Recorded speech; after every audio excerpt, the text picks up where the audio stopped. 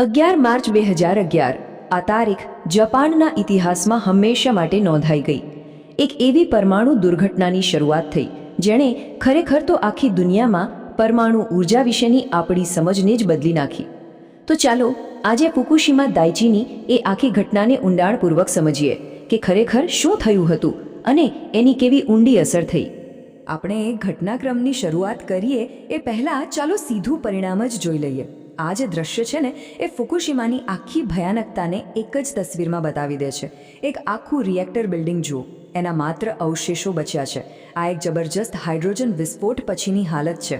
પણ સવાલ એ છે કે આટલો મોટો વિનાશ થયો કેવી રીતે? આ જાણવા માટે આપણે સમયમાં થોડું પાછળ જવું પડશે. તો આ છે દુર્ઘટના પહેલાંનો ફુકુશીમા દાઇચી પ્લાન્ટ, જાપાનના સૌથી મોટા અને મહત્ત્વના ન્યુક્લિયર પાવર પ્લાન્ટ્સમાંનો એક. બધું એકદમ શાંતિથી ચાલી રહ્યું હતું. દેશ માટે વીજળી બની રહી હતી. હવે જરા વિચારો, આ તસવીર અને આપણે જે હમણાં જ જોઈ એ તસવીર, આ બંને વચ્ચેનો જે તફાવત છે ને એ જ આવનારા સંકટની ગંભીરતા બતાવે છે. તો સવાલ એ છે કે આટલું બધું ખોટું થયું કેવી રીતે? જુઓ, ફુકુશીમાની જે કહાણી છે ને એ કોઈ એક ભૂલની નથી. એ તો પ્રકૃતિની બે મહાભયાનક આફતોના એક સાથે ત્રાટકવાની વાત છે, જેણે એક એવા પરમાણુ સંકટને જન્મ આપ્યો જેની કોઈએ કલ્પના પણ નહોતી કરી. બધું શરૂ થયું 11 માર્ચ 2011ના રોજ બપોરના 2:46. જાપાનના દરિયાકાંઠે એક ભૂકંપ આવ્યો. પણ આ કોઈ સામાન્ય ભૂકંપ નહોતો. એની તીવ્રતા હતી 9.0. જાપાનના ઇતિહાસનો સૌથી શક્તિશાળી ભૂકંપ. એણે આખા દેશને શાબ્દિક રીતે હચમચાવી દીધો.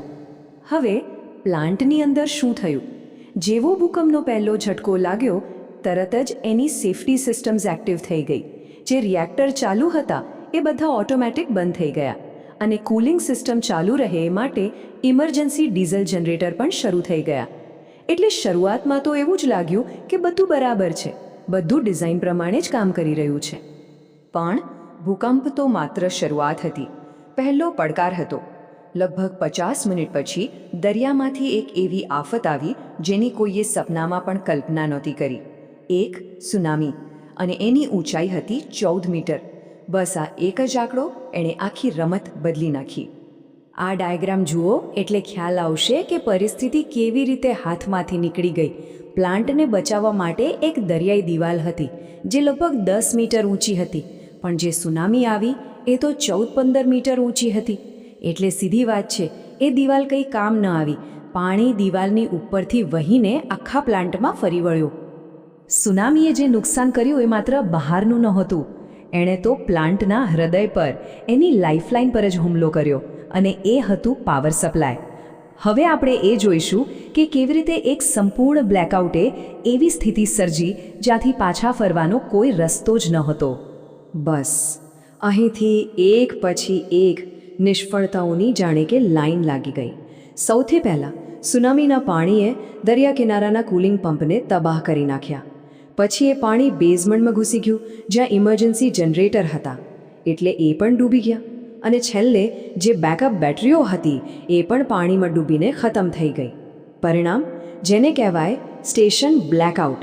મતલબ પ્લાન્ટમાં રિએક્ટરને ઠંડા રાખવા માટે સહેજ પણ વીજળી બચી નહોતી. હવે પાવર વગર શું થાય? સિમ્પલ છે, કુલિંગ સિસ્ટમ બંધ થઈ જાય. અને જો રિએક્ટર બંધ થઈ જાય ને તો પણ એની અંદરનું જે ન્યુક્લિયર ફ્યુએલ હોય એ ગરમી ઉત્પન્ન કરવાનું ચાલુ જ રાખે છે. આને ડીકે હીટ કહેવાય છે. આ ગરમીને સતત બહાર કાઢવી પડે, નહીંતર રિએક્ટરનો કોર પીગળી જાય. અને હવે બરાબર એ જ ભય હકીકત બનવા જઈ રહ્યો હતો.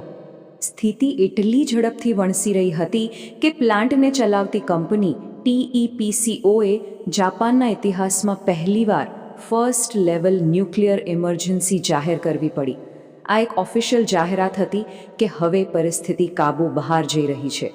અને આ જાહેરાત પછીના જે કલાકો અને દિવસો હતા એ પ્લાન્ટના કર્મચારીઓ માટે એક ભયાનક સપના જેવા હતા. વિચારો, ચારે બાજુ અંધારો, હાથમાં સાધનો પણ બહુ ઓછા, અને તેઓ એક એવા અદૃશ્ય દુશ્મન સામે લડી રહ્યા હતા જે રિએક્ટરની અંદર સતત વધી રહ્યો હતો. અને એ દુશ્મન હતો બેકાબૂ ગરમી. તો રિએક્ટરની અંદર શું થઈ રહ્યું હતું? જુઓ, ત્યાં તાપમાન એટલું બધું વધી ગયું હતું કે એક ખતરનાક કેમિકલ રિએક્શન શરૂ થયું. ફ્યુઅલ રોડ્સ પર જે ઝિર્કોનિયમનું પડ હોય છે એ પાણીની વરાળ સાથે રિએક્ટ કરવા લાગ્યું અને એનાથી શું બન્યું? વિસ્ફોટક હાઇડ્રોજન ગેસ, ખૂબ મોટા પ્રમાણમાં. અને આ ગેસ આખા રિએક્ટર બિલ્ડિંગમાં ભરાવા લાગ્યો. અને એ જે હાઇડ્રોજન ગેસ ભરાયો હતો એનું પરિણામ આપણે બધાએ જ જોયું. આ તસવીરો જાતે જ બોલે છે.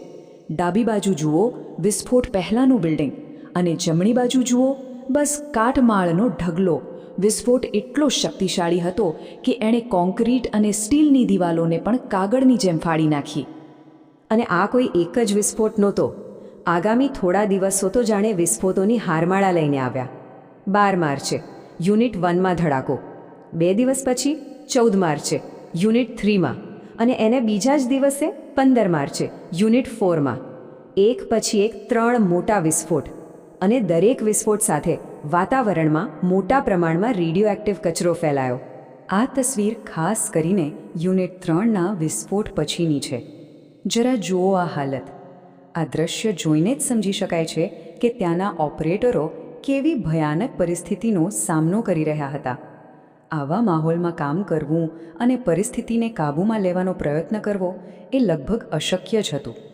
આખી દુર્ઘટના માત્ર રિએક્ટર, મશીનો અને ટેકનોલોજીની નથી.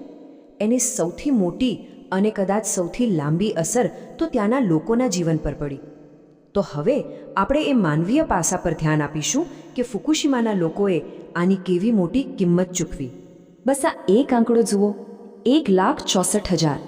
આટલા બધા લોકોને રેડિયેશનના ખતરાને કારણે પોતાના ઘર, પોતાની જમીન, પોતાની આખી જિંદગી પાછળ છોડીને ત્યાંથી નીકળી જવાની ફરજ પડી હતી. આ દુર્ઘટનાનું માનવીય સ્તર કેટલું મોટું હતું એ આ આંકડા પરથી સમજી શકાય છે. નામી જેવા શહેર જે એક સમયે લોકોથી ધમધમતા હતા એ રાતોરાત ભૂતિયા શહેરોમાં ફેરવાઈ ગયા. આ ખાલી રસ્તાઓ, આ ખાલી ઘરો એ હજારો પરિવારોના વિખરાઈ જવાની અને આખાને આખા સમુદાયોના નાશની એકદમ ચૂપચાપ ગવાહી આપે છે.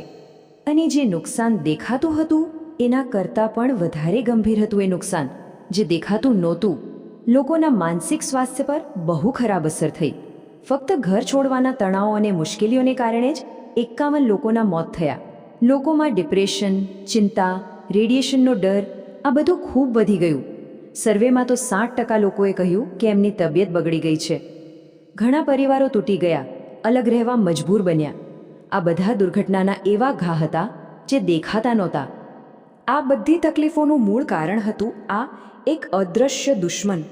આ નકશો બતાવે છે કે કેવી રીતે રેડિયો એક્ટિવ કણો હવામાં ફેલાયા અને આખા વિસ્તારની જમીન અને પાણીને દૂષિત કરી દીધા. આ જ પ્રદૂષણને કારણે લોકોને ઘર છોડવા પડ્યા, અને એટલે જ આજે પણ આ વિસ્તારનો મોટો ભાગ રહેવા લાયક નથી, એકદમ નિર્જન છે. ફુકુશીમાની જે અસર થઈને એ માત્ર જાપાન પૂરતી સીમિત નહોતી, એની અસર આખી દુનિયામાં થઈ. આ એક દુર્ઘટનાએ દુનિયાભરના દેશોને પોતાની ન્યુક્લિયર એનર્જી પોલિસી વિશે ફરીથી વિચારવા પર મજબૂર કરી દીધા. સુરક્ષાના નિયમોને વધારે કડક બનાવવા માટે દબાણ વધ્યું. ખાસ કરીને જાપાનની એનર્જી પોલિસીમાં તો જબરદસ્ત ફેરફાર આવ્યો.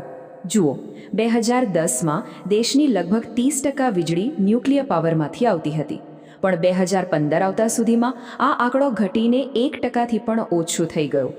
હવે આટલી મોટી ઘટ પૂરી કરવા માટે જાપાનને ફોસિલ ફ્યુઅલ એટલે કે પેટ્રોલ ડીઝલ પરની નિર્ભરતા લગભગ 94% સુધી વધારવી પડી. અને આર્થિક નુકસાનની તો વાત જ શું કરવી. આ આંકડો જુઓ, $180 અબજ. આ તો માત્ર એક અંદાજ છે. એ આખા વિસ્તારને રેડિયેશન મુક્ત કરવાનો, પ્લાન્ટને સુરક્ષિત રીતે બંધ કરવાનો અને જે લોકોને નુકસાન થયું છે એમને વળતર ચૂકવવાનો કુલ ખર્ચ આટલો મોટો છે. અને આ કહાણી હજી પૂરી નથી થઈ. આ વારસો આજે પણ જીવંત છે.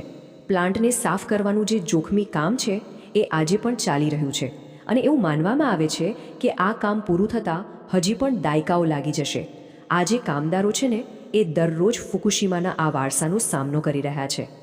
તો આ બધી વાત આપણને એક બહુ મોટા અને મૂળભૂત સવાલ પર લાવીને મૂકી દે છે.